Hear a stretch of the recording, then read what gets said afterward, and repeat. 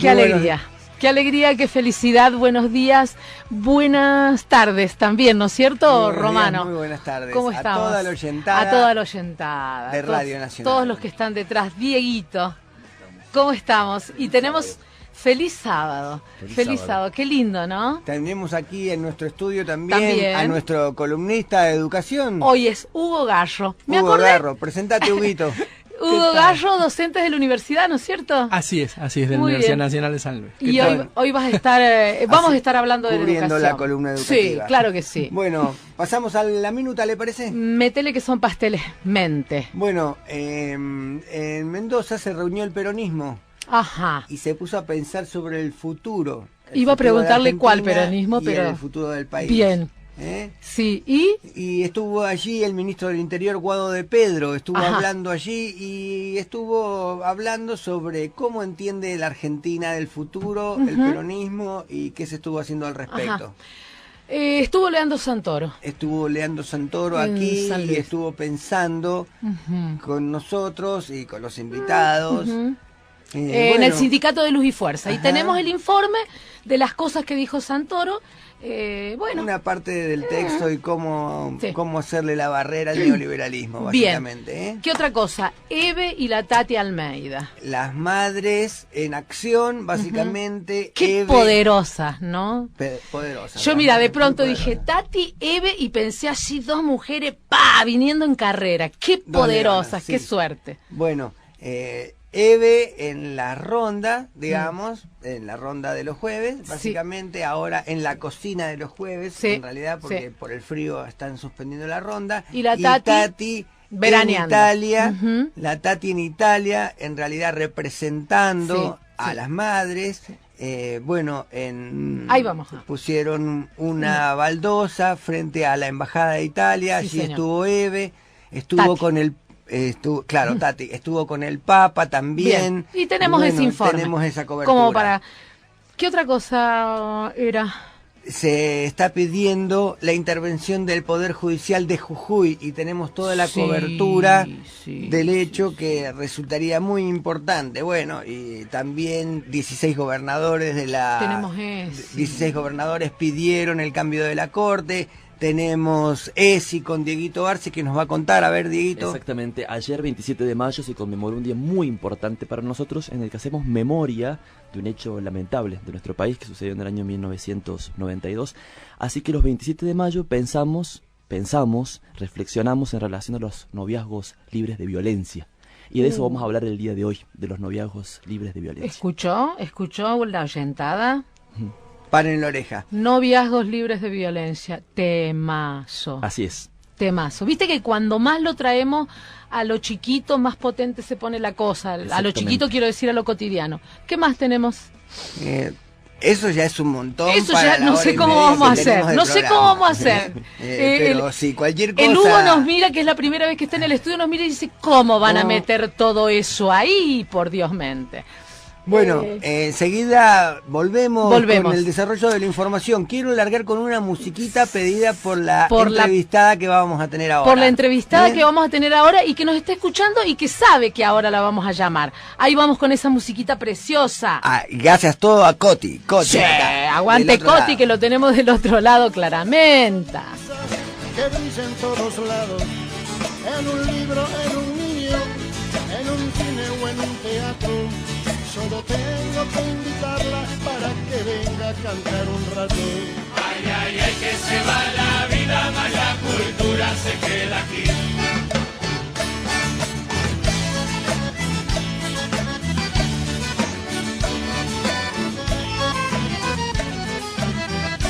La cultura es la sonrisa para todas las edades. Puede estar en una madre, en un amigo o en la flor. O quizás se refugie en las manos duras de un trabajador. Ay, ay, ay, que se va la vida, más la cultura se queda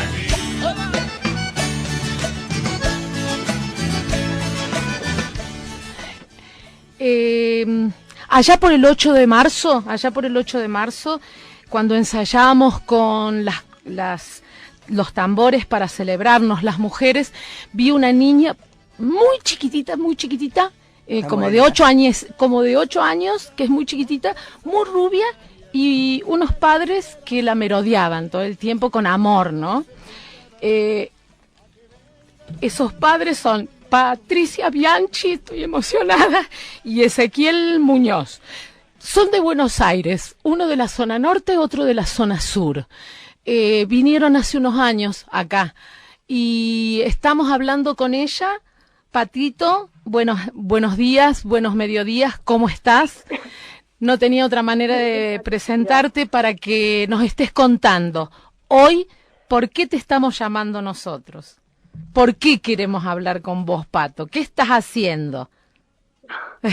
Querida, Romano, bueno, muchísimas gracias por tener el gesto de darnos este espacio para que podamos contarles una misión, ¿sí? Que tenemos con el S, con mi compa, desde hace mucho, que viene con nosotros, que es levantar la mirada y ver la necesidad de un otro, ¿viste? Esto lo hacíamos en Buenos Aires, él dando comida a la gente de la calle, siempre laburó en restaurantes y siempre hay una ventanita ahí para ayudar a los que ya lo conocían, ¿viste?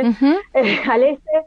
Y bueno, y de mi parte siempre, desde los trabajos que tuve, era como la referente para que todo el mundo le dé cosas, ¿viste? Ropa y todo, y siempre que cruzaba la capital, ya tenía familias conocidas de la calle. Y hicieron una rueda solidaria ahí, digamos, ya desde más jóvenes de lo que son ahora. Y después se vinieron a San Luis. Se vinieron a vivir acá a San Luis, están viviendo en Estancia Grande, ¿no es cierto? En Estancia Grande. Sí, de viajeros los dos. Bueno, dejamos que la vida también nos diga dónde es, que eso es un poco la parte del viajero, ¿no? Posta. Y bueno, y llegamos acá, y bueno, y si querés te paso a contar un poco por qué nos convoca esta charla, Negrita. Dale, claro que sí. Vale, básicamente registramos donde vivimos una necesidad de que llegue la cultura, ¿viste? Acá son distancias largas, no deja de ser un pueblo, aquí donde estamos, y sabés que había un anfiteatro, voy a decirle abandonado, dejado, hasta encarcelado, te lo diría, porque esta vez lo cercaron, ¿verdad? Sí, estamos hablando de Estancia Grande, ¿no es cierto?, frente al municipio, ese espacio tan lindo. Bien. Exacto, hermana, exacto. Y ese espacio, bueno, como que quedó atrás, como el patio de atrás.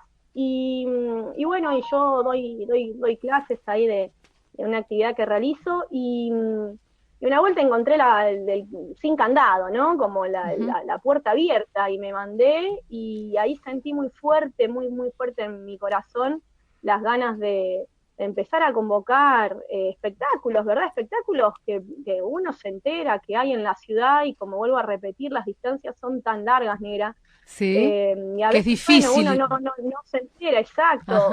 Así que ese fue el llamado, y después del llamado hubo un propósito, que el propósito se trató de bueno, cuando nos dan este espacio, dice, bueno, ok, háganse cargo, ahora hablo del municipio, ¿verdad? Les dijimos, bueno, vamos para adelante, pero nosotros queremos responsabilizar al municipio, ¿verdad?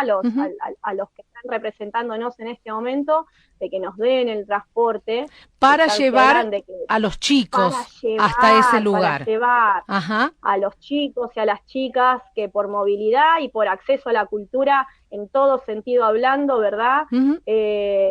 Sabemos que le faltan, ¿me entendés? Y bueno, y sí, se responsabilizaron, se comprometieron con eso. Y lo hicieron la primera vez, porque ustedes allá han hecho una juntada, por decirlo así, una linda juntada, yo estuve presente ahí, y hubo títeres, hubo juegos, fundamentalmente para los chicos, pero también vi familia, y hubo comida también. ¿Y hoy qué van a tener? ¿Qué va a haber? ¿A partir de qué hora? Ahora promocionate así para que todos los que nos estén escuchando sepan que pueden ir gratis, con buena onda y con mucha solidaridad a un lugar. Contame. Enamorame. Perfecto. No, bueno, te cuento, les cuento, Dale. les contamos a Dale. todos desde la Llama Cultural.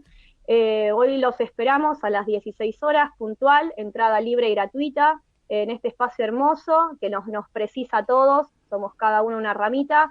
Hay locro, hoy Negrita hay locro, dado este frío, el cocinero lo ha elegido muy bien. Y chicos, así que cocinero el ese, cocinero el ese.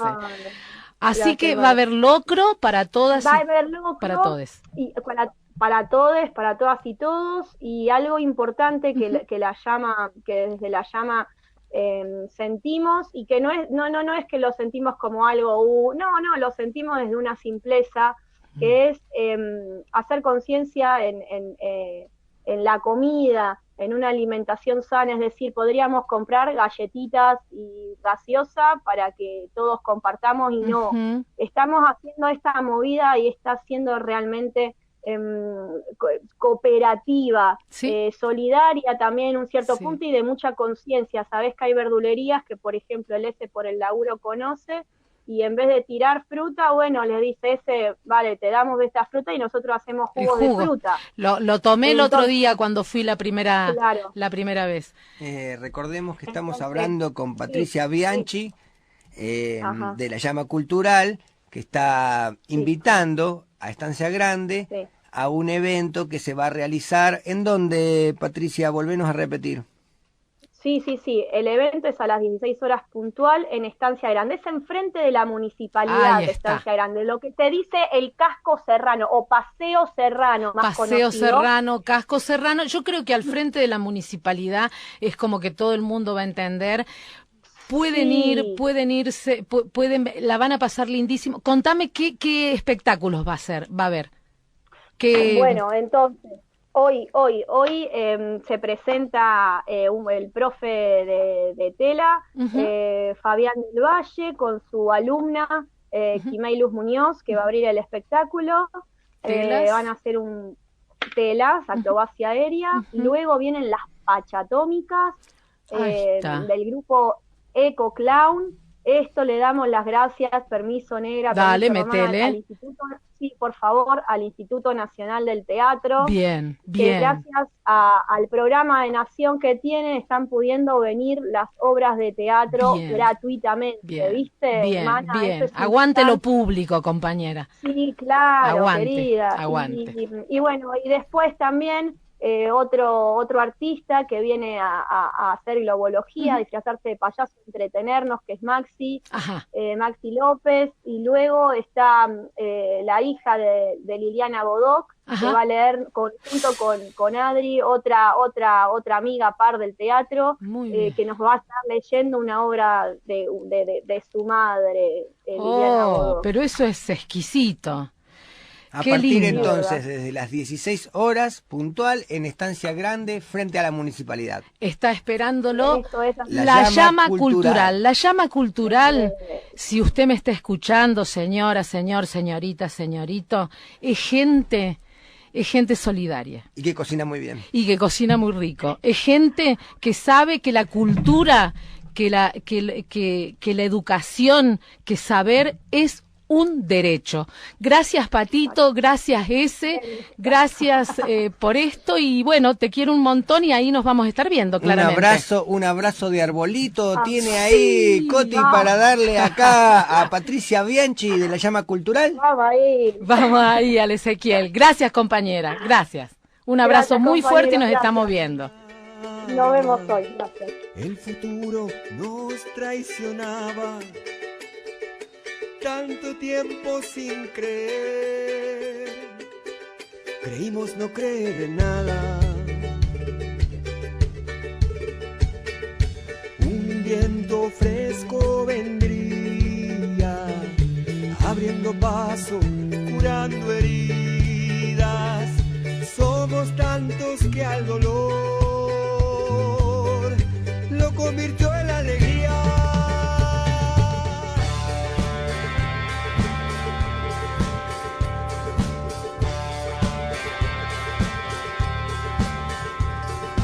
La intuición y el corazón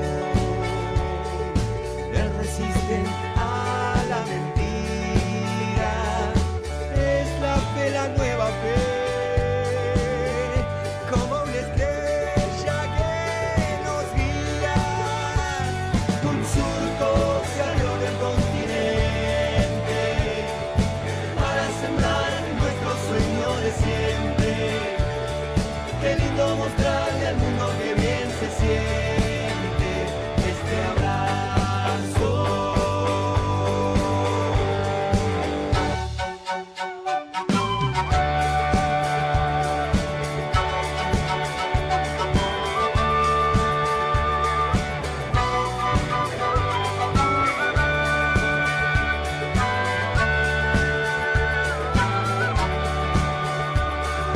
Sueño loco que nos abraza por cordilleras, ríos y plazas para seguir caminando. Los niños al hombro viaja la esperanza. Un surco se abrió del continente para sembrar nuestro sueño de siempre. Qué lindo mostrarle al mundo que bien se siente este abrazo latinoamericano.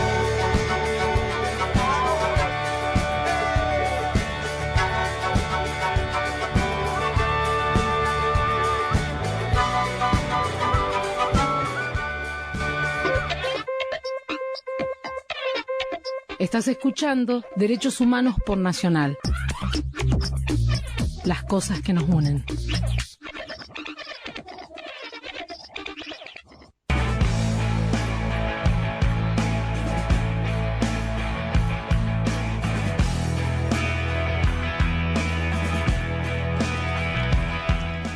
Bueno, estuvimos ayer, volvemos aquí al segundo bloque y queríamos contarle a la oyentada que había estado aquí en un conversatorio Leandro Santoro, ¿no? En el Salón de Luz y Fuerza, Sí. una charla que tuvo, bueno, con la gente que llegó invitada por la gente de Los Irrompibles. Los Irrompibles. Yo no sabía que había Irrompible San Luis, fíjese usted.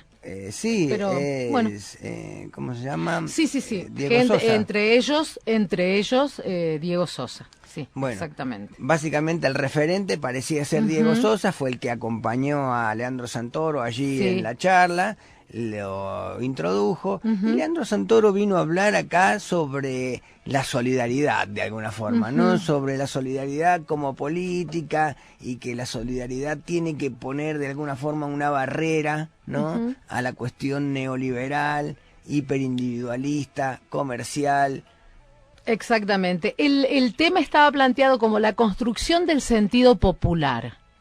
Ajá. ¿Sí? Así era el título, ¿no? De la charla, la construcción del sentido popular. Bueno, y tiene mucho que ver con lo que viene diciendo Cristina Mira, con respecto sí. a la cuestión de la construcción del sentido común, ¿no? Sí, la mencionó a Cristina al principio de su charla. Habló de cosas que vienen sonando, como la palabra.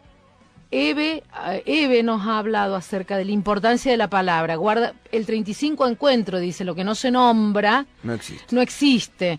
De pronto lo mencionó Cristina, lo menciona él, pero ves como un, ¿no?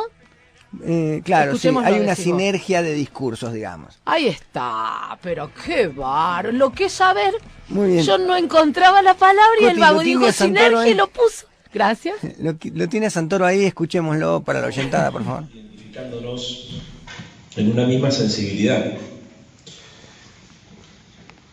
El Frente de Todos es un espacio que nuclea distintas tradiciones históricas, inclusive distintas miradas ideológicas de la vida, pero ha logrado congregar a personas con una sensibilidad parecida, entendiendo la sensibilidad como un compromiso frente al otro y una forma de vivir en comunidad. La sensibilidad para nosotros es casi una precondición ideológica. La sensibilidad nos hace ver la vida desde la perspectiva del que más sufre. Nos pone frente al compromiso ético de tener que intervenir frente a las injusticias y nos subleva frente a las desigualdades. Lo que contaba recién Dieguito de su hermano es algo que a mí siempre me conmovió mucho, básicamente porque además desde una mirada latinoamericanista, integrada, En algún punto, charlando con Diego y viendo su experiencia de muchos compañeros acá, me dio la sensación que esta sensibilidad podía ayudar a construir una nueva cultura política. Porque si nosotros logramos, diciendo muy poco, en algunos medios de comunicación, construir una suerte de familia ampliada, con personas que se sienten amigos y amigas, por el hecho de compartir una serie de valores y por el hecho de sentirse interpelado por una serie de injusticias, significa que no todo está perdido. Y lo digo esto en un contexto muy particular, en un contexto de avance de las derechas reaccionarias, de avance de una suerte de ideología de mercado que ha llevado la racionalidad económica a todas las esferas de la vida. No son momentos fáciles para las personas sensibles. No resulta sencillo ver la insensibilidad del otro y la injusticia del sistema. A veces pareciera incluso que hablamos lenguajes distintos con muchos vecinos y con muchas vecinas, porque el neoliberalismo, antes de ser un modelo económico, se terminó transformando en una subjetividad.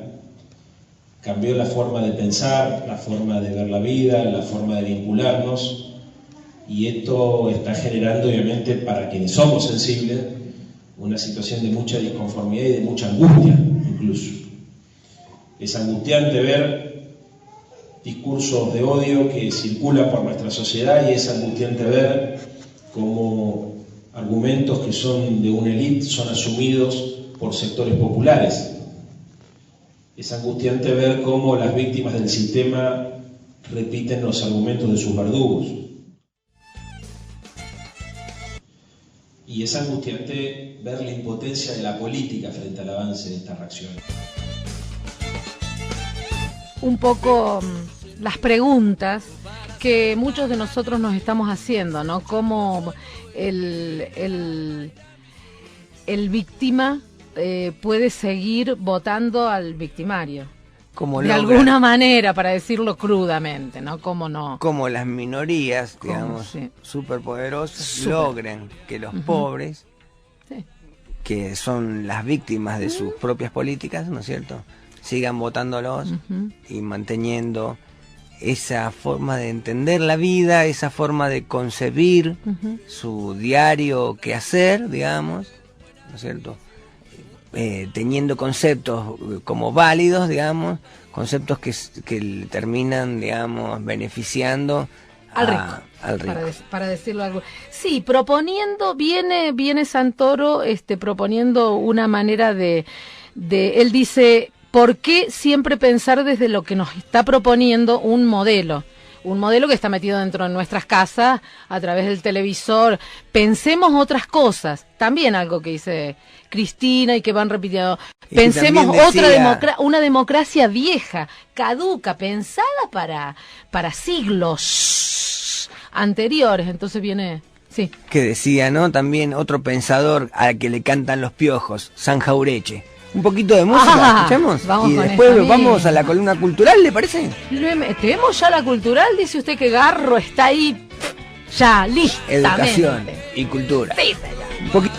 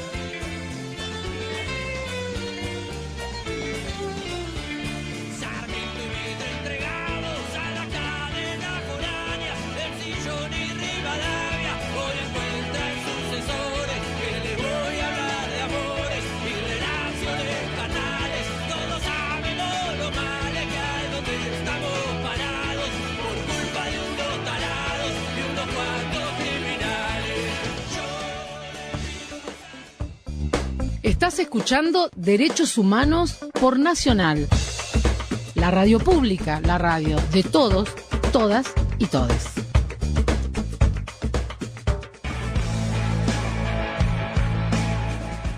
Y volvemos aquí a Derechos Humanos por Nacional. ¿Le parece, Redona? Me parece romano. Escúcheme, yo tengo la cara llena de risa. Quiero contarle porque acá al frente mismo lo tengo a Lugo Gallo y si yo me asomo así, veo el escudito de Central y el corazón así, taca, taca, taca, taca, me late. O sea que creo que usted le va a tener que hacer la entrevista porque yo tengo un alegror que voy a tomar mate nada más. No le quiero decir canalla, no le quiero decir pero Garro, no le quiero decir canalla. Desde mi más tierna edad, desde su más tierna edad, Gallo. Desde que uno tiene memoria, ¿no? Mirá, sí, creo que no se sabe el día. Mira, sos rosarino, algún día después. Sí. Sos rosarino. Bueno, pero vamos a lo que nos traje a lo que nos compete. Vio que yo también puedo usar palabras re difíciles, compete, métale. Que es la cuestión educativa, ¿no? Y me parecía que tu columna iba por la cuestión gremial en la educación, ¿algo así? Sí, ¿qué tal? Antes que nada, muy buenos días a todos y todas. Muy grato estar acá en este ambiente. Sí, no solo tal vez gremial, sino la organización, digamos, en los tiempos difíciles que se están viviendo. O sea, en este caso a mí me toca hablar tal vez del punto de vista, pues soy miembro de la actual comisión de ELADU, de la Asociación de Docentes Universitarios. Sí, integramos en la lista 4 de abril de Independencia Sindical, justamente en honor al docente Fuente Alba. El 4 de abril está en base a su memoria. Uh-huh. Y sí, justo algo que pude escuchar, rescatar, digamos, de estos, digamos, nuevos movimientos que tampoco son tan nuevos, o sea, reaccionarios hacia la derecha. Que tampoco son tan nuevos, sí, es cierto. Sí, donde la educación lógicamente se va a ver afectada como un derecho humano a restringir, lamentablemente. Claro, sí. A ir para atrás, Sí, entonces, tu militancia, digamos, la militancia de ustedes, casualmente brega para la construcción, digamos, de ese derecho, para la mejora, digamos. No sé cómo expresarlo, pero... Sí. Para garantizar, Exacto. De alguna manera, que los docentes con conciencia garanticen el derecho a la educación pública. Habíamos hablado algo también de la media, ¿no es cierto?, educación. Sí, también. Talentos. Creo que va todo de la mano, digamos, o sea, diferenciar entre docente universitario y tal vez nivel medio, creo que, o sea, somos todos trabajadores docentes, todos estamos afectados por la situación, uh-huh, no solo local, sino mundial, o sea, se nota claramente las presiones exteriores, por citar el FMI o los gobiernos de turno, ¿no? Pero más que nada, tal vez en otras épocas nos encontramos una militancia por, digamos, la pelea de nuevos derechos, de mejorar cierta, y posiblemente y lamentablemente nos toca una militancia últimamente en tratar de no perder ciertos derechos adquiridos. O sea, se está notando mucho, no solo a nivel económico, ¿no?, sino otro tipo de derechos que se han adquirido a lo largo de la historia, y que lógicamente se ve una intención de limitarlos y hasta de censurarlos muchos.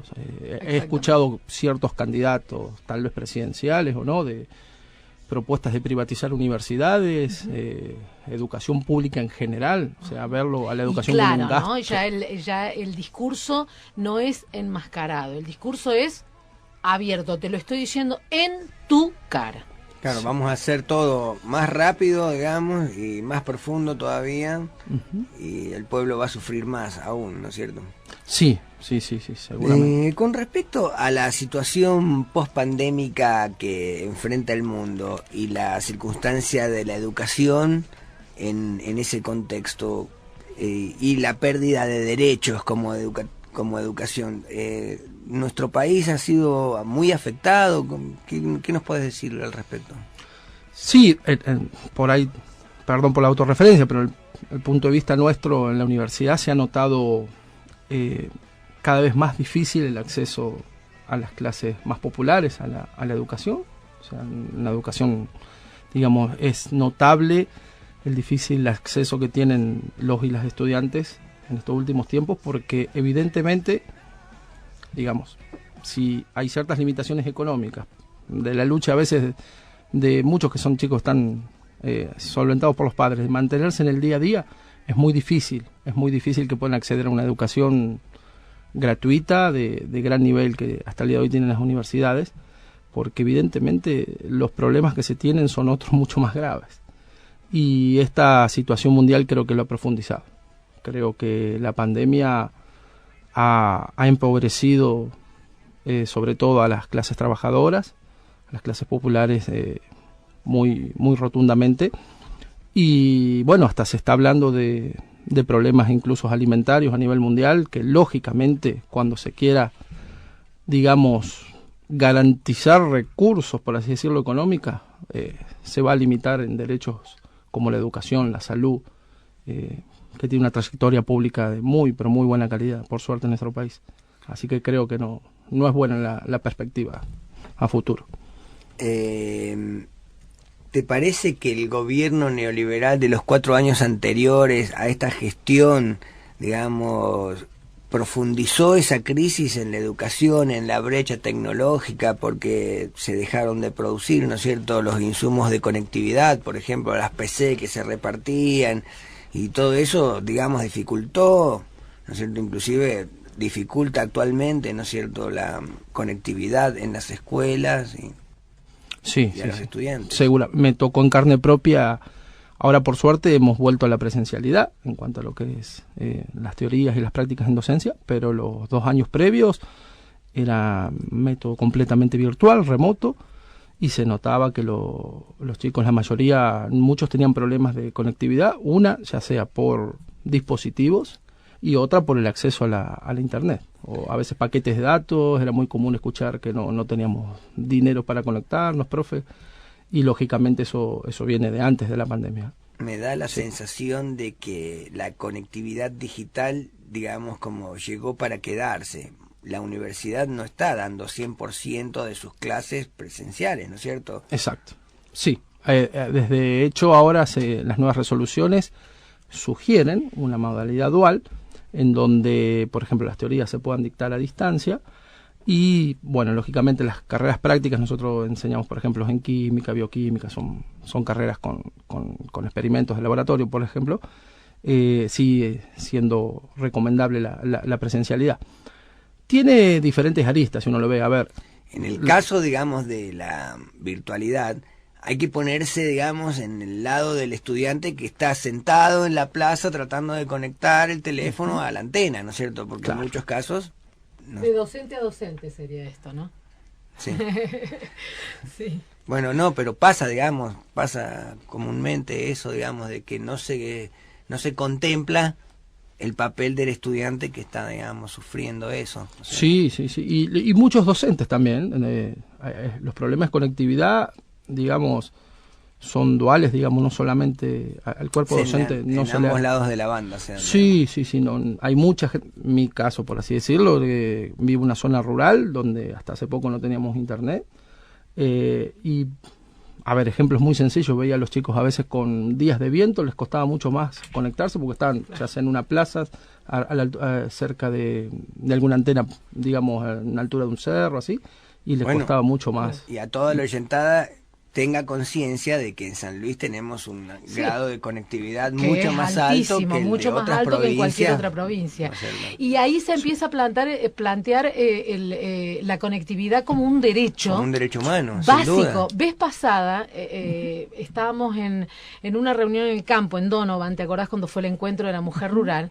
Y una mujer, por ejemplo, violentada, o un niño violentado, que no tiene comunicación, no está teniendo un derecho básico. O sea, ¿cómo va mutando la Y bueno, la justamente el presidente de la Nación, mediante un decreto, decretó, digamos, valga la redundancia, a la Internet como un servicio social por el cual se regían ciertos precios ¿no es cierto?, en la banda, y eso fue objetado en la justicia y está, digamos, no se puede aplicar porque hay una... ¿En serio? Claro que sí. Claro, cierto, sí. En relación a quienes tenían conexión y quienes no, algo que no se preguntaba hace 10 años atrás. Sí. Es importante digamos, tener esa información. Como derecho, digamos. Sí. una cuestión más que yo lo escuchaba muy Dale, atentamente. dale, sí, eso estamos haciendo. Cuando hablamos ¿Qué? de desmantelamiento, a ver, pensar en la cuestión de la conexión es importante, que la mayoría de los argentinos y las argentinas tengamos acceso es importante, pero desmantelar el aula no tiene que ver solamente con que no haya una antena o demás. Desmantelar el aula, por ejemplo, es proponer, sí, que todo pase a un plano de lo virtual y que se pierdan espacios de reflexión, de encuentro, de consenso y también de disenso dentro de las aulas.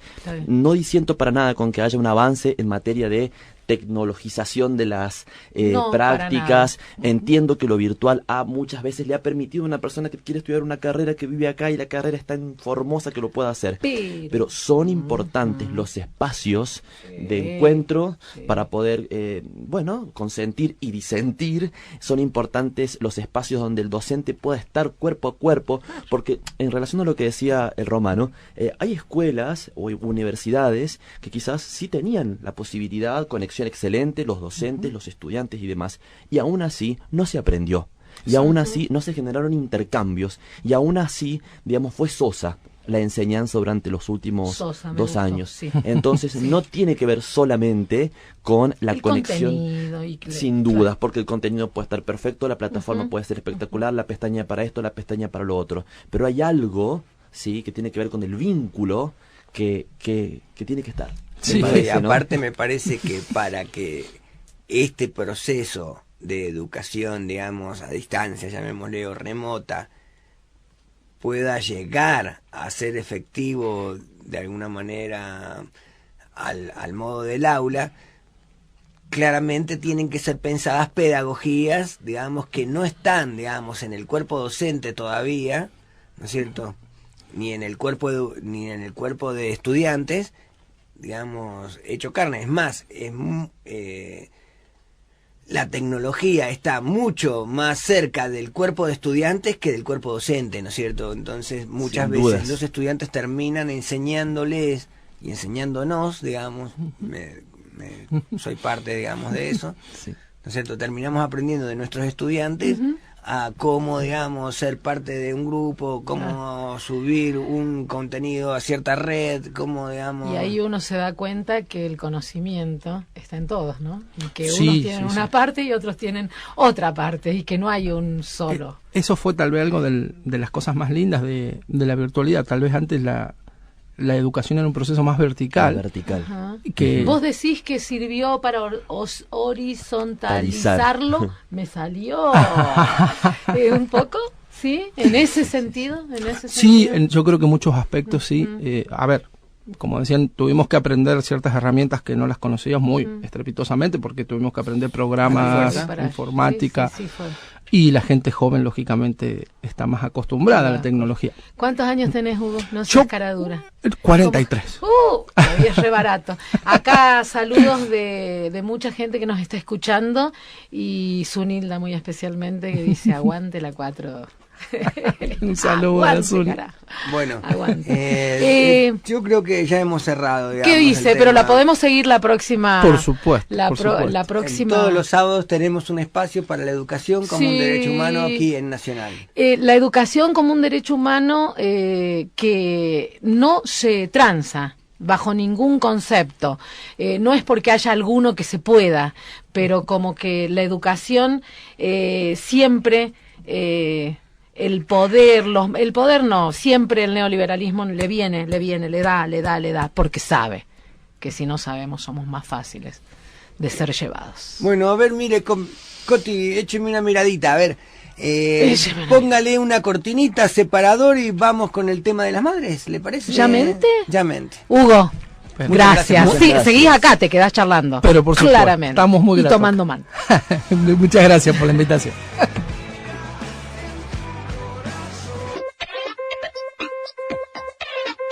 Estás escuchando Derechos Humanos por Nacional. Las cosas que nos unen.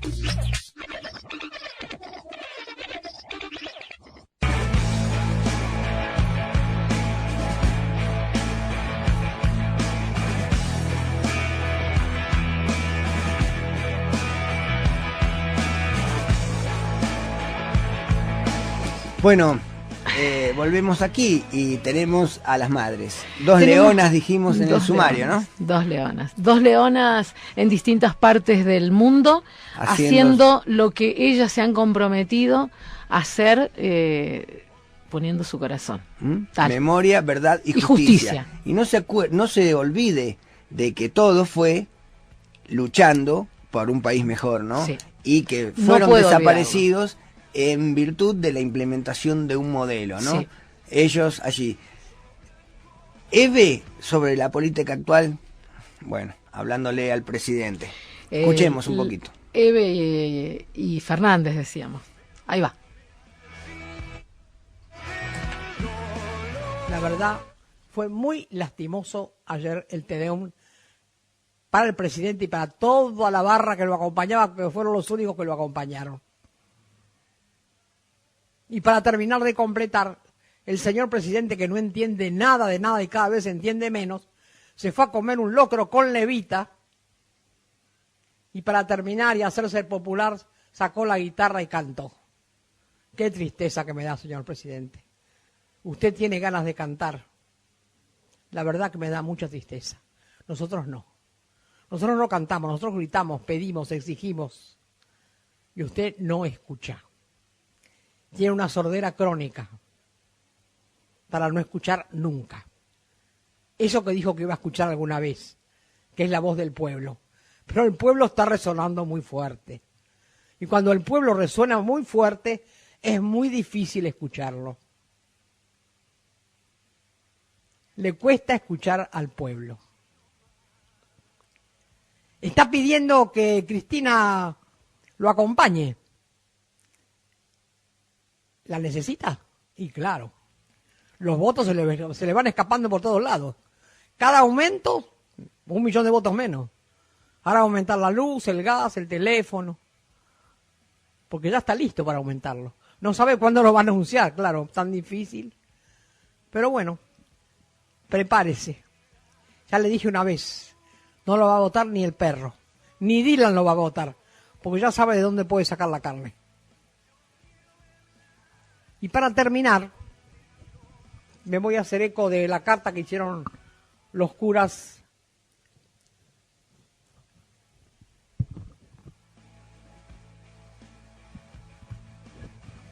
que trabajan por los pobres, los curas dedicados a los pobres, firman Grupo de Curas de Opción por los Pobres. El último párrafo. Respetuosamente pedimos al gobierno un urgente cambio de rumbo que probablemente implique cambios de nombres y la firme decisión de enfrentar con firmeza a los responsables del hambre y la injusticia.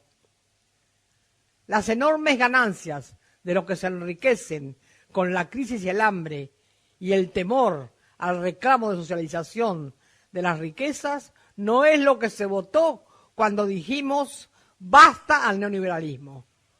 No hacemos sino responder al presidente que pidió que lo ayudemos a conseguir las cosas que están mal.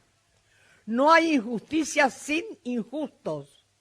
No hay pobreza sin ricos que acumulen, al menos en nuestro país. No hay mientras sin mentirnos y acumulan cada vez más riquezas y más odio. Y no hay odio sin odiadores. Estamos convencidos que los pobres de la patria sabrán agradecer y acompañar nuevos rumbos que los tengan en cuenta. Y con ellos estaremos caminando y cantando. Grupo de Curas de Opción por los Pobres.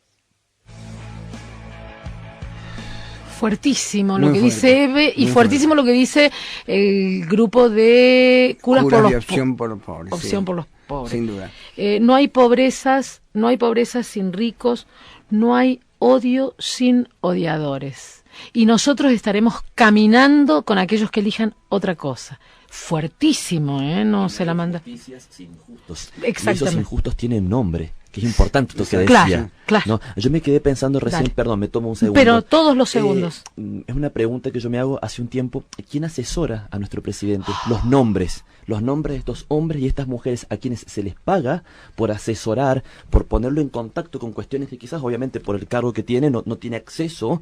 ¿Quién asesora a nuestro presidente? Aparte, cuando le están diciendo, él dijo, che, cuando esté haciendo mal las cosas, avísenme. Lo dijo cuando y le asumió. están diciendo Bueno, y no. los nombres y los apellidos de estas personas son importantes porque también son responsables, me parece, ¿no? Claro.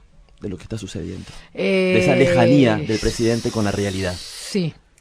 ¿Qué? Del otro lado del mar, en Italia, Tati, Nos habíamos metido ya. Tati Almeida. ¿eh? La otra madre, la otra leona. La otra leona, y estuvo allí representándonos, representando a los 30.000. Escuchamos qué decía allí a la agencia EFE y le contaba un poco. Dale. Fue muy emotivo, muy conmovedor ver cómo este pañuelo que dio la vuelta al mundo está en todas partes, porque el pañuelo son los 30.000. El pañuelo es el símbolo de la lucha inclaudicable de las madres y de las abuelas de Plaza de Mayo. 30.000 detenidos desaparecidos. Presentes. Ahora y siempre. Ahora y siempre. Ahora y siempre. Gracias. 45 años, Tati. Toda una vida, ¿eh? Habla indio. Quería comunicarme con ustedes para desearles, bueno, más lucha, porque es lo que vienen haciendo ustedes con un valor encomiable desde épocas durísimas, ¿no? El coraje nos han enseñado a todos, el coraje de ustedes nos ha enseñado a todos. Bueno, tan solo esto, quería mandarles un fuerte abrazo, que las quiero mucho, las respeto como a nadie, y bueno, eso, mucho cariño para ustedes, y fuerza. Hasta pronto.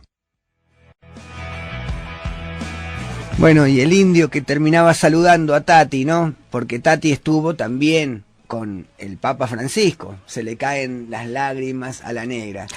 Y le llevó un libro al Papa Francisco. Se llama Luces Vivas y Luces del Mar, Tierra Viva. Y tenemos allí a una de las autoras, la fotógrafa, Alejandra Borcel. ¿Estás del otro lado, Alejandra?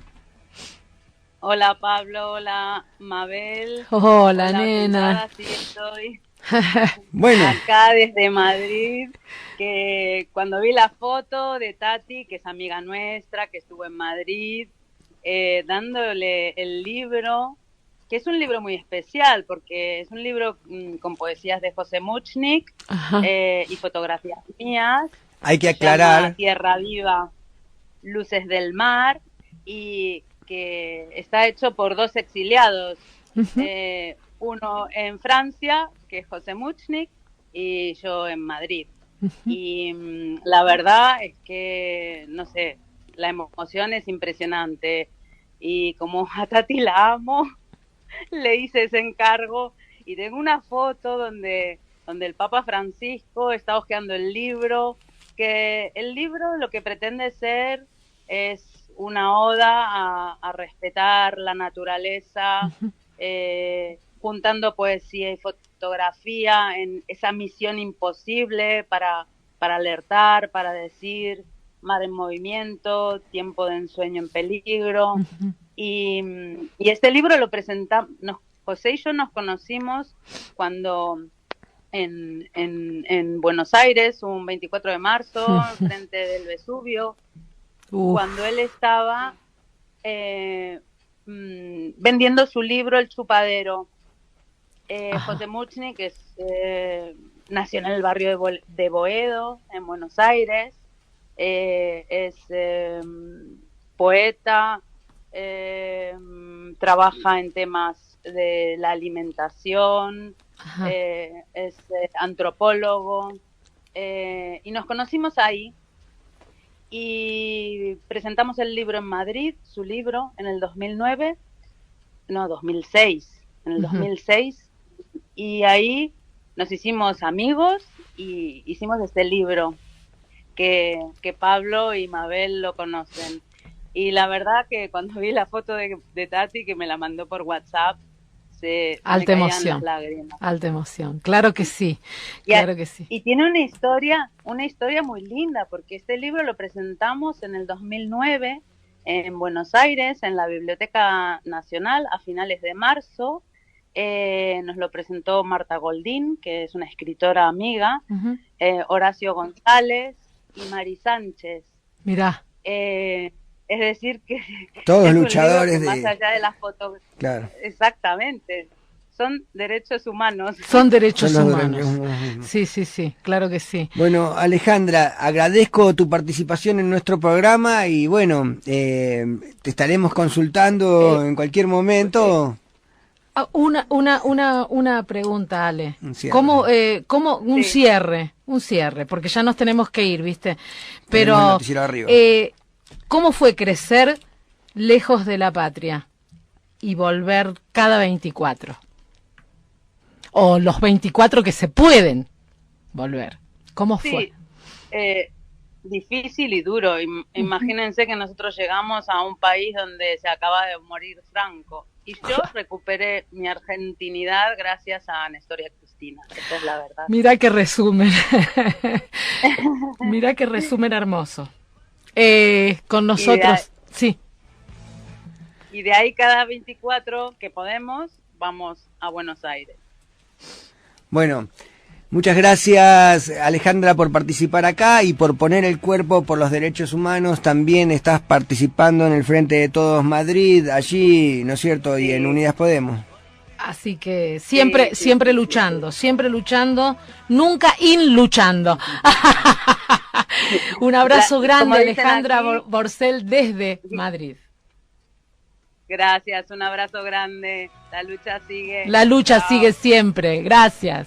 Noticiero y enseguida volvemos con más derechos humanos por Nacional. Estás escuchando Derechos Humanos por Nacional. La radio pública, la radio de todos, todas y todes.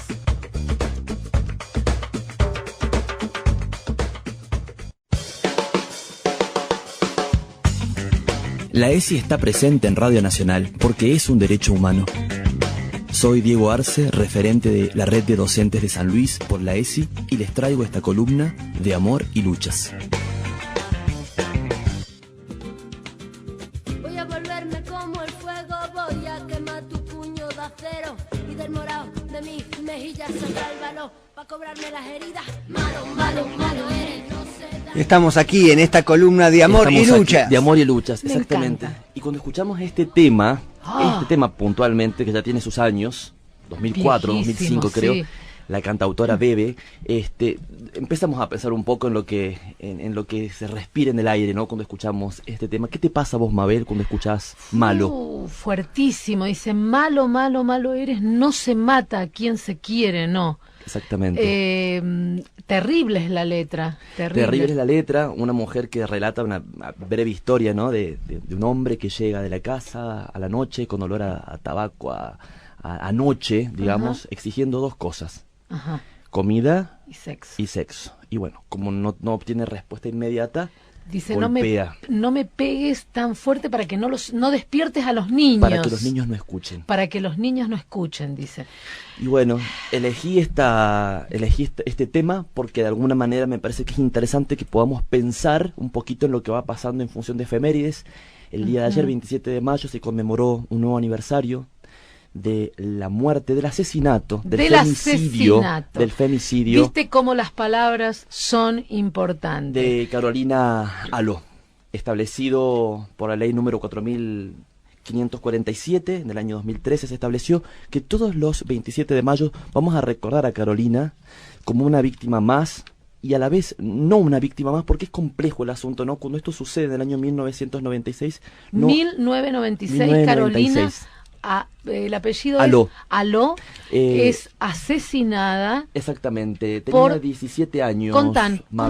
Contanos ese. Me puse a leer un poco, me puse a investigar. En aquella época yo era un niño y si bien durante todo este tiempo he escuchado y demás, me parecía importante que nos pudiéramos quedar con datos que son pero muy concretos, pero importantes. Dale, te Carolina reescucho. Aló tenía 17 años cuando el 27 de mayo de 1996 fue asesinada de 113 puñaladas por su novio, Fabián Tablada, en una casa de la localidad bonaerense de Tigre. Y algunos datos que quiero repasar, aunque sé que son crudos, pero me parece que es importante que los podamos charlar porque dan cuenta de una serie de elementos que es importante que podamos pensar. Aquel día, digamos, alrededor de las 10 de la noche, la pareja dio algunas excusas en el colegio donde ambos asistían, porque ambos eran compañeros En la secundaria nocturna. En un nocturno, ella 17 años, él 20, y se fueron juntos a la casa de Tablado, también en el Tigre, donde la familia no estaba.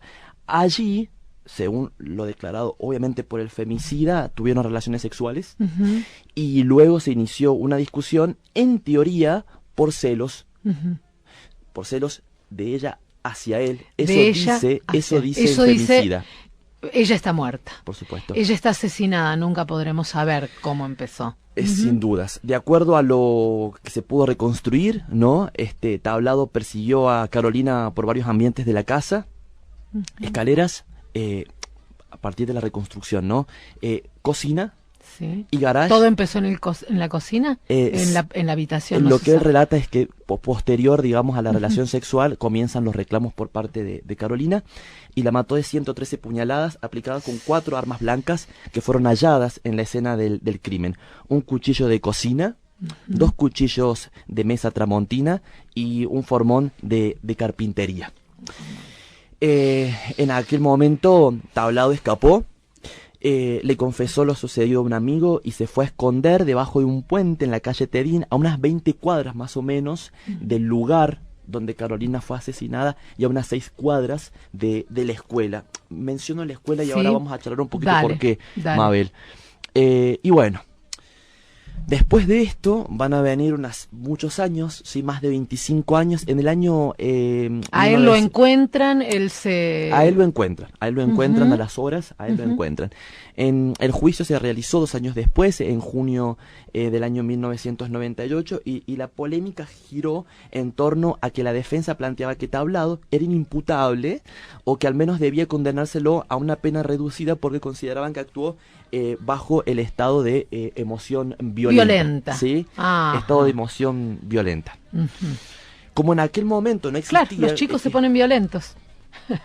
Y había que de alguna manera actuar y jugar en consecuencia de eso, ¿no? Cuando la escena del crimen era absolutamente clara y contundente con lo que había sucedido. Y me imagino, 113 puñaladas, sangre... Y no dejaba espacio, porque realmente no dejaba espacio, ¿sí? Para la duda, ni para checar qué es lo que pudo haber sucedido. Ni para una conjetura. 113 puñaladas, utilizó 4 elementos, ¿sí? Y lo hizo, se desplazó por todos los ambientes de la casa, la persiguió por todos los ambientes de la casa. Bueno, como en aquella época no existía la figura del femicidio, como charlábamos recién acá en la mesa, y para lograr una prisión perpetua en un crimen de pareja, víctima y victimario, tenían que ser cónyuges. La fiscalía y la querella acusaron por la figura de homicidio agravado, pero por alevosía, ¿sí? No por vínculo. No. Bueno, se dan cuenta por qué tenemos que luchar por leyes. Exactamente. Es lo que sucedió. Nos damos cuenta. Y entonces como los peritos... vemos que también en este caso la justicia termina siendo el tapón de avances y el tapón, ¿no es cierto?, para que la sociedad termine hacia la igualdad y una sociedad más justa. Cada vez sea un deseo más lejano. Sí, que cada vez... Desde todos modos, los peritos concluyeron en que Tablado tenía una personalidad psicopática, ellos lo expresaron en aquel momento, y que comprendió la criminalidad de sus actos. Mira. Pero en un fallo dividido, porque eso también hay que decirlo, por 2 votos a 1, la sala número 3 de la Cámara Penal de San Isidro condenó a Tablado a 24 años de prisión por homicidio simple y así evitó en aquel momento la prisión perpetua. Pero bueno, ¿qué pasó? ¿Qué pasó? ¿Qué pasó con ese? ¿Se llama? Decime el nombre completo. Tablado es el apellido. ¿Nos acordamos del nombre? No importa. Sí, ahora te paso bien el nombre Está completo bien. y te voy a pasar también algunas otra información que es importante para poder pensar en que no salió de ese juicio y se fue a la cárcel y ahí todavía sigue. No. Ha habido un zigzagueo en el tiempo. Tablado gozó de salidas transitorias entre el año 2008 y 2011. 113 puñaladas a una mujer y gozó de salidas transitorias. Bien, vamos. Pero por distintos motivos le fueron revocadas y a fines del año 2012 la Cámara de Apelación y Garantías de San Isidro le negó la libertad condicional al tener en cuenta que este muchacho, este asesino, era inestable emocionalmente y era agresivo hasta con sus propios compañeros y compañeras. Bueno. El femicida tuvo varias novias estando preso, e incluso en el año 2006 se casó. Se casó con una docente, sí, con quien tuvo mellizos, y bueno, ese matrimonio no prosperó. ¿Por qué? Porque ella lo denunció por maltrato psicológico y por amenazas telefónicas que él hacía desde adentro de la cárcel. Bien. Exactamente. No solamente la amenazaba a ella, sino que también amenazaba a sus hijos, a sus propios hijos, a sus mellizos, y también amenazaba a la madre de ella. Ajá. ¿Sí? A su suegra. A su suegra, exactamente. Y en un juicio abreviado, porque después hubo otro juicio que fue en el año 2013, la justicia lo condenó a otros 2 años de prisión, por haberlo declarado reincidente, ¿sí? Y se le fijó una pena única de 26 años y 6 meses de prisión que debía agotarse a fines de este año. Ajá. De este año. ¿Y? Pero no. Ah, bueno. ¿Está libre? Pasa que por el beneficio derogado por el 2x1 y algunos cursos que él hizo dentro de la cárcel, considerados como estímulo educativo, él computó la condena y se le redujo, ¿no? Por lo cual la pena concluyó, digamos, un mes antes del comienzo de la pandemia, en febrero del año 2020, ¿sí? Cuando abandonó la unidad número 21 de Campana y se fue a vivir al Tigre, a la misma casa donde asesinó aquella noche a Carolina Aló. Jodiendo. No te estoy jodiendo. Ajá. Bueno, al salir de la cárcel en febrero del año 2020, él habla con la prensa y allí le pide perdón a la familia de Carolina Aló, ¿sí? Así, los medios, y a todas las mujeres. Dijo que aún no encuentra explicación por lo que hizo y que no pasa un solo día sin sentir remordimiento y culpa. Pero esto no prosperó tampoco. Él está libre durante la cuarentena y demás, la parte más estricta, sí estuvo libre, pero a fines de ese año, cuando se empieza a liberar y a abrir un poco más, a él se lo encontró merodeando cerca del lugar de trabajo del papá de Carolina Aló. ¿Sí? Él lo tiene prohibido, prohibido acercarse a cualquier familiar de Carolina y es por eso que ha vuelto a estar preso y al día de la fecha se encuentra preso, pero como este zigzagueo ha sido constante, no sabemos cuánto tiempo más puede pasar preso hasta que este hombre o que salga, digamos, ¿no? Para concluir, hay 2 o 3 elementos que me parece que es importante que podamos pensar. Esto tiene que ser tema de discusión en las escuelas sin duda. Sin duda. Porque nosotros en las escuelas convivimos constantemente con adolescencias, con juventudes, que comienzan a vincularse. Allí muchas veces en las escuelas comienzan los primeros noviazgos y tenemos que tratar por todos los medios. De hecho la ESI propone, ¿no? La idea de pensar noviazgos libres de violencia y que nosotros como docentes, nosotros como escuela podamos plantear modelos alternativos, porque muchas veces estos modelos de noviazgos son los que nosotros heredamos. Pero claro, entonces, es casi lo común, ¿no? Entonces la escuela en este momento tiene realmente que cumplir una función hasta contracultural, te diría yo, para poder pensar las nuevas relaciones, ¿sí? El 27 de mayo no puede ser un día más. Lo que sucedió con Carolina Aló sin dudas marcó un antes y un después. No puede. ¿Y cómo lo pensás eso vos? Charlando con los chicos, ¿cómo te imaginas que se pueda abordar la violencia en el noviazgo con los chicos de la adolescencia? A mí me parece que lo que nosotros tenemos que trabajar dentro de las escuelas es poder pensar las microviolencias, ¿no? Empezar a pensar desde las microviolencias, desde lo más pequeño a lo más grande, ¿no? Muchas veces los pibes y las pibas no lo pueden percibir. Pero profe, si no me pegó, profe, no me agarró del pelo todavía. Pero hay que ir pensando de alguna manera, ¿sí? Estas cuestiones que tienen... A ver, formas de relacionarse, sí, es cool. Y los micromachismos, las microviolencias, porque muchas veces suelen ser disparadores para después poder pensar en otras violencias mucho más complejas, ¿sí? Vamos a seguir charlando sobre esto. Vamos a seguir charlando. Sin dudas. Qué fuerte. En memoria de Carolina Aló. En memoria de Y Carolina. de todas las mujeres que murieron en manos de hombres que decían amarlas. Y la ESI, que es una ley que tenemos en nuestro país, de amor, está trabajando contra esto. Exactamente. Gracias. En memoria de Carolina Aló. Exactamente. Y a todas las mujeres que mueren de esta manera, por todas nuestras muertas. Exactamente. Gracias, Diego. No, por favor. Voy a volverme como el fuego, voy a quemar tu puño de acero y del morado de mi mejilla saldrá el balón para cobrarme las heridas.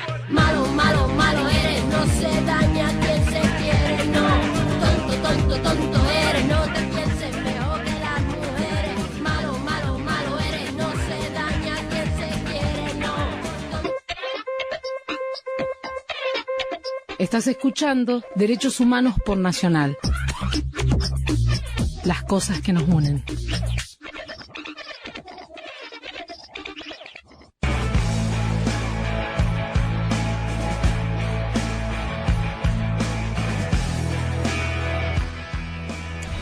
Qué fuertísimo. Fuerte, ¿no? Yo todavía estoy suspirando todo lo relatado por Dieguito, gracias, No, por con respecto a 113 puñaladas. No me lo puedo sacar de la cabeza. Vamos a hablar de las injusticias, digo de la justicia. Bueno, antes lo quería llevar por Guado de Pedro, porque acuérdense dale. que le había prometido. La al puerta ministro era del por Interior. Mendoza. ¿Por La Mendoza? puerta era por Mendoza, Ve, porque ve. allí en Mendoza el peronismo se juntó a pensar el futuro, ¿no? Y bueno, justamente estaba el ministro del Interior ahí, un cuadro joven, ¿no? Para Sí. ser ministro del Interior, y estuvo allí, dijo unas palabras muy significativas para todos los que somos peronistas. ¿Las escuchamos? Así que la oyentada tiene el aire ahí para escuchar a Guado de Pedro. Además de la Constitución y de las normas, para nosotros el federalismo es sinónimo de trabajo. Si no hay trabajo a lo largo y a lo ancho de la Argentina, no hay federalismo. Si no hay trabajo, seguimos siendo un país unitario. Porque si queremos diagnosticar, si queremos cambiar las cosas y si queremos una Argentina mejor, tenemos que partir de un diagnóstico certero, de un diagnóstico que refleje la realidad. Y tenemos que decir que todavía somos un país unitario. Y el desafío del peronismo es construir una Argentina federal. Y Perón decía, gobernar es generar trabajo. Perón decía, gobernar es generar trabajo. Y nosotros decimos, federalismo es si hay trabajo genuino, privado, que dignifique a la familia argentina a lo largo y a lo ancho de nuestro país. Si no, seguimos siendo un gran puerto, el puerto de Buenos Aires, con casi el 40% de la población alrededor del puerto de Buenos Aires. Hoy el peronismo de Mendoza nos convoca a pensar la Argentina del futuro y el peronismo del futuro. Esta Argentina se ve llena de futuro, llena de oportunidades. Y todo eso lo pensamos porque nuestro federalismo necesita de una Argentina multipolar, una Argentina que tenga muchos polos productivos, que en la Patagonia sea la sede de la pesca, la sede del petróleo, la sede del gas, la sede de distintas carnes rojas. Que nuestros puertos de agua profunda vuelvan a estar en funcionamiento. Que esa Patagonia tenga hidrógeno verde, energías renovables y se pueda volver a invertir esa migración permanente que tenemos alrededor del puerto de Buenos Aires, con más del 37% de la población hacinada en busca de un sueño que lamentablemente muchos quedan fuera de cumplirlo. Y ahí tenemos la Patagonia y tenemos que tomar decisiones desde el gobierno nacional y que YPF y las empresas petroleras tributen en la Patagonia, que la sede de YPF esté en una provincia petrolera o productora de gas. Basta de atender en Buenos Aires, de vivir en Buenos Aires y que todos los recursos que se producen en el territorio argentino tributen los recursos en la ciudad de Buenos Aires. Vamos a construir una Argentina un poco más justa. Compañero, por todas tus conquistas, los días más felices siempre fueron peronistas. Y es por eso. Don Guado de Pedro. Por lo menos nos invita, ¿no?, a pensar una Argentina diferente, una Argentina que no tenga el centro en Buenos Aires, una Argentina... Repensar, ¿no? Volvemos a lo que dijo Leandro, lo que dice Cristina, o sea, barajar. Barajar y dar de nuevo. Y planificar una Argentina hacia el futuro, ¿no? Sí, sí. Bueno, una buena noticia como para mejorarle un poco el humor, ¿eh? A ver, ¿me parece? ¿Vos bueno, decís? Sí, A va a ver. pagar menos impuesto a las ganancias. Yo que levantando. gano como 300.000 pesos, dice usted. Bueno, pero los que A ver. ganan un poco más, la clase media, llamémosle, que ahora se va a juntar con el aguinaldo, otra cuestión que implementada por el peronismo en Argentina. Sí, digamos que se levantó el mínimo no imponible. Claro, el ¿sí? mínimo sería 280.790 o algo así. Escuchamos al ministro Guzmán, al ministro de Economía. Que salieron a la puerta de la Casa Rosada a contar esto. Nuestro gobierno es un gobierno que lleva adelante políticas para defender los intereses de las trabajadoras y los trabajadores, mientras durante los 4 años que nos precedieron hubo una caída de la producción, una caída del empleo y una caída del salario real. Hoy se está verificando un crecimiento de la producción, un crecimiento del empleo y una mejora del poder adquisitivo del salario, y nuestro gobierno seguirá firmemente trabajando para mejorar el bienestar de las trabajadoras y los trabajadores. En los últimos meses, con el objetivo de poder seguir apuntalando la recuperación del salario real, se han logrado un cierre de paritarias que ha implicado un aumento de los salarios. Y para lograr que este beneficio que dispuso la ley y que se sancionó el año pasado no se reduzca, lo que se está definiendo hoy es aumentar el tope a partir del cual se tributa el impuesto a las ganancias desde los 225.000 pesos a 280.792 pesos. Esto implicará que 1.200.000 trabajadores menos que en el 2019 tributen este impuesto, que se mantenga este beneficio. Todo el esquema de políticas económicas que llevamos adelante es un esquema de políticas económicas que transforma realidades de las trabajadoras y los trabajadores para que la Argentina siga en la senda de la recuperación y en la senda de mejorar la capacidad de los ingresos.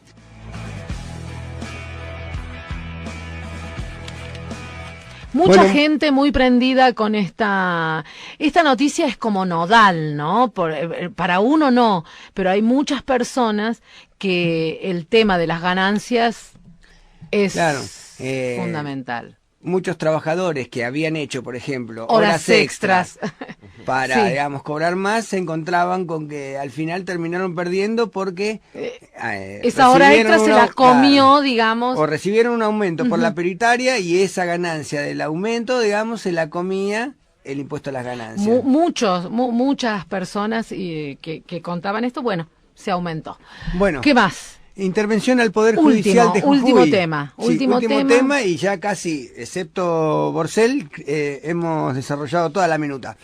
Intervención al Poder Judicial de Jujuy. Se presentaron tanto diputados del Frente para la Victoria, del Frente de Todos, como dirigentes sociales, pidiendo que se intervenga el Poder Judicial de Jujuy. ¿Quiénes? Por ejemplo, Juan Grabois, y Federico Fagioli, el diputado Federico Fagioli del Frente de Todos, inclusive Milagros Salas misma habló al respecto. Escuchamos un poquito a Federico Fagioli. Dale. ¿Le parece, diputado? Lo preocupado que estamos nosotros ante la situación que se está viendo en Jujuy es de una gravedad institucional tremenda y por eso creemos que es hora de intervenir, por eso queremos a través de este proyecto discutir dentro del Congreso con todos los actores del Congreso a ver cómo se puede dar intervención a partir de la justicia federal a la justicia jujeña, porque no se puede permitir que siga habiendo semejantes atropellos, que se utilice la justicia para fines políticos de interés propio de Morales, para seguir perpetuando en Jujuy esto que Juan planteaba muy claramente, un narcoestado que utiliza la justicia, que la manipula a su gusto. Entonces la idea es que el proyecto nos permita dar intervención, poner un interventor desde la justicia federal para ir haciendo el seguimiento de la justicia e ir tomando decisiones para que no siga siendo una tierra de nadie, ¿no? Una tierra de nadie. En ese mismo sentido, Juan Grabois se refirió al estado de la justicia en Jujuy y a Milagros Salas como víctima de esta justicia. ¿Lo escuchamos? Venimos a pedir la intervención federal sobre el Poder Judicial de Jujuy. La causal es que no están garantizadas las mínimas pautas del orden republicano. El señor Morales ha asumido la suma del poder público, ha expulsado en las últimas semanas a 3 jueces del Superior Tribunal de Justicia, jueces que él mismo puso, pero como no le garantizan la perpetuación del régimen, porque él está buscando una reforma constitucional para quedarse 2 mandatos más, violando completamente estas cosas que tanto nos cuentan de la República, ¿no? De la división de poderes, de la alternancia en los mandatos. Bueno, en Jujuy se pisotean. ¿Cómo se pisotean los derechos humanos de tantas personas, hombres y mujeres, víctimas de femicidios, personas que han perdido su vida por el narcoestado que rige en Jujuy, por el Centro Regional de Inteligencia que funciona en Jujuy, que lo puso Bullrich y que lamentablemente todavía no ha sido desactivado, que funciona el Centro de Gendarmería, estamos hablando de una fuerza federal, no de una fuerza provincial, la utilización del Poder Judicial para persecución política, y el caso de Milagro tal vez es el más conocido, pero no es el único, es constante, es cotidiano, y fundamentalmente la falta de independencia judicial. La situación de Milagro Sala es bochornosa desde todo punto de vista.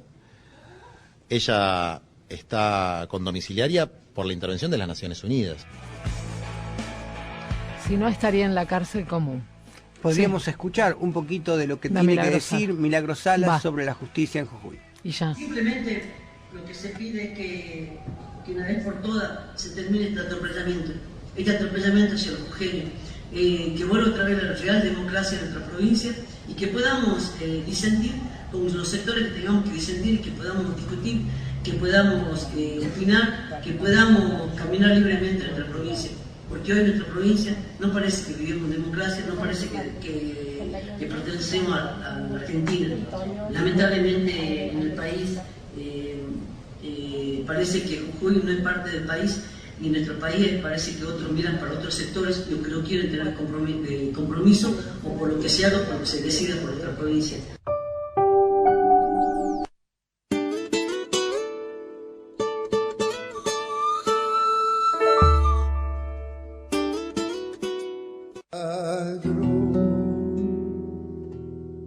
Hermana querida, amor milenario, milagro, enciende. Bueno, la desjusticia en Jujuy, el pedido de sensibles sociales que tienen algo de poder, digamos, algo para ser escuchados, por lo menos los medios, y pedir que se haga algo en Jujuy, ¿no es cierto?, con esta desjusticia. Injusticia permanente. Sí, permanente. Para despedirnos, ¿algo para decir nuestro columnista educativo? No, simplemente agradecer por el espacio, ha sido un momento muy grato, muy muy lindo poder estar acá y compartir. Y, bueno, y la semana que viene la seguimos, Hugo.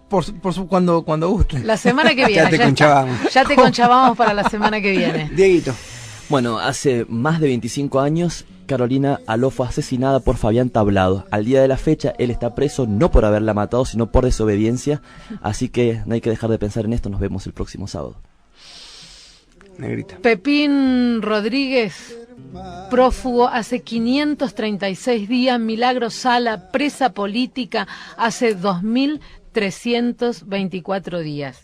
Y nos sigue faltando Guadalupe, hace casi un año. Exactamente.